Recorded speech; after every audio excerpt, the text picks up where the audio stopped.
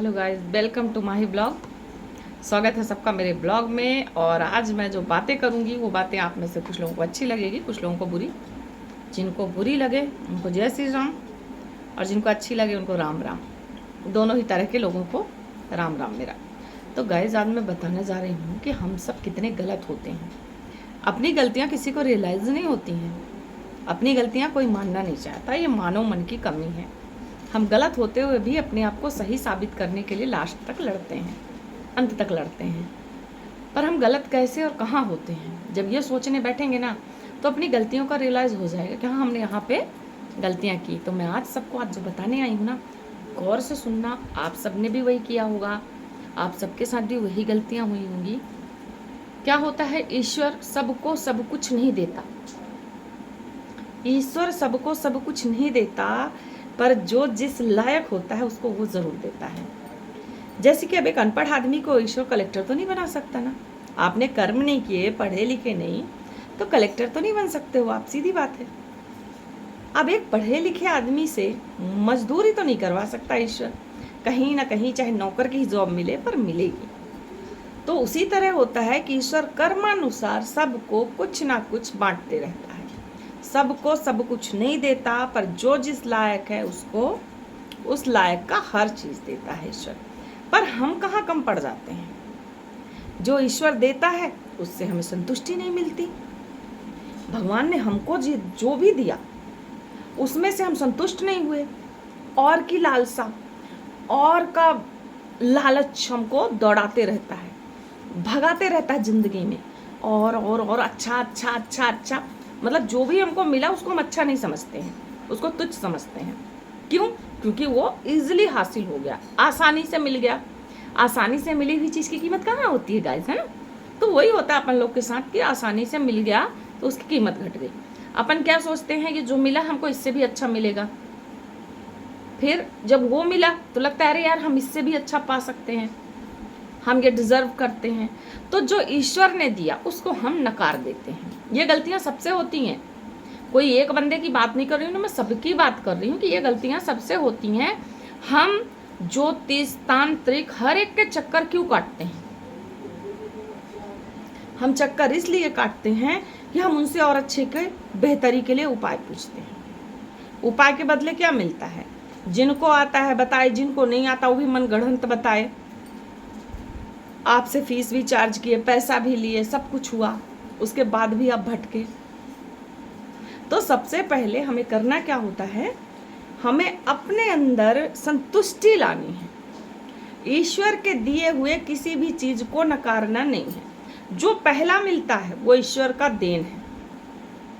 मैंने देखा बहुत सारे, मेरे पास ऐसे केसेस आए थे जिनमें बहुत सारी महिलाएं पहली बार जब प्रेग्नेंट हुई ना, तो उन्होंने कहा भी शादी को 1 साल नहीं हुआ, 5 महीना नहीं हुआ, अरे बच्चा नहीं अभी चाहिए। उन्होंने अबॉर्शन कराया।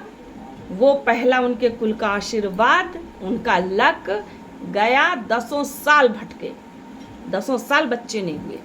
वो इधर उधर दवा दारू तांत्रिक ओझा सब कुछ कर लिए, बच्चा नहीं हुआ। क्यों? क्योंकि आपने जो तोहफा ईश्वर ने दिया उसको ठुकरा दिया। ईश्वर ने भी सोचा कि तुम इस लायक नहीं हो, तुमको इसकी जरूरत नहीं है, उसने आपको भटका दिया। और एक चीज बताऊं, सिर्फ इसी जन्म का नहीं मिलता हमको कि हम सिर्फ इसी जन्म में जो किए वही मिलता है हमको। हमारे पिछले जन्मों का भी खामियाजा भुगतना पड़ता है।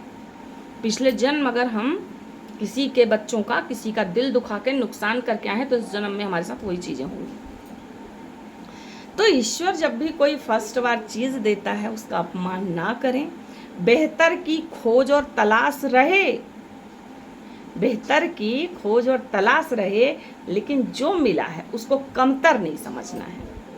जो ईश्वर ने हमको पहली बार दिया, हमारे हाथ में आया, हमारी किस्मत में आया, वो हमारा लक था, वो हमारे पूर्वजों का आशीर्वाद था, हमारे अपने लोगों का, उनकी दुआएं थीं, और आप उसी को ठुकरा देते हो, गलत काम करते हो।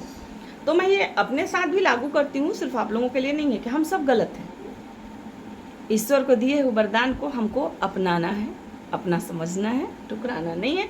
फिर और ईश्वर हमारे लिए जो सोचेगा हमारे कर्मों के हिसाब से तो अच्छा देते जाएगा। तो ईश्वर देने में कमी नहीं रखता है। जो लोग ईश्वर को गालियां देते हैं और पटांग बताते हैं अरे भगवान, ये भगवान नहीं होता, तो उनको एक बात बता दूं, तुम्हारी एक एक सांस पे उस ईश्वर का हक है, तुम्हारी एक एक सांस का हकदार वो है। जब तक ईश्वर नहीं चाहे तो किसी के शरीर से प्राण नहीं निकल सकते, चाहे वो सालों हॉस्पिटल के बेड में पड़े पड़े लैट्रिन बाथरूम करता रह जाएगा, मृत्यु नहीं है, ईश्वर ने नहीं लिखा तो नहीं होगी। और अगर ईश्वर ने लिख दी है ना, तो किसी भी मृत व्यक्ति को साइंस जीवित नहीं कर सकता।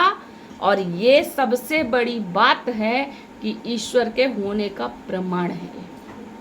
जहाँ साइंस फेल होता है वहाँ से ईश्वर का काम चालू होता है, ये याद रखें। ईश्वर को और उसकी दी हुई नेमतों को, उसकी दी हुई चीज़ों को ठुकराने से बेहतर, तलाशने से बेहतर है कि उसकी दी हुई चीज़ों की कदर करें और समझें। मानो, सबको मानो, मैं नहीं कहती कि इसको ना मानो उसको ना मानो, बट कभी अपने आप को ईश्वर समझने की गलती ना करें। जब आप ईश्वर को गाली देते हैं, अपमान करते हैं, तो पहले तो बालक बच्चा समझ के छोड़ते जाता है, लेकिन उसकी सज़ा आपके खानदान को और आपको कहीं ना कहीं भुगतनी पड़ती है। ये याद रखें कि कभी भी उसकी दी हुई चीज़ों का और उसका अनादर ना करें, वरना सारी जिंदगी तरसेगी।